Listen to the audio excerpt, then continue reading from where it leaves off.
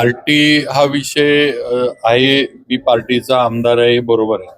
पण शेवटी समाज म्हणून पार्टीचा जरी आमदार असलो तरी नागपूरच्या अधिवेशनामध्ये मराठा आरक्षणाबद्दल पहिला म्हणजे विषय मांडणारा आणि त्याच्यावर नागपूरच्या अधिवेशनामध्ये चर्चा शासनाच्या माध्यमातून किंवा घडवून आणण्याचं काम हे त्यावेळेला आमदार म्हणून मी माझी जबाबदारी जी होती ती त्याप्रमाणे केलं होतं.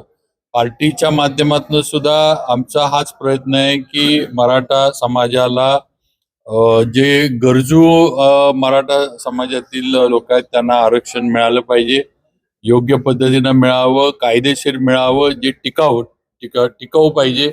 उगाच ते परत कधी कोर्टातनं गेलं वगैरे असं होऊ नये ही पार्टीकडे पण आमची मागणी आहे आणि आम्ही तिकडे पण पाठपुरावा करतो. 288 आमदार उभे करणार आहेत जरांनी.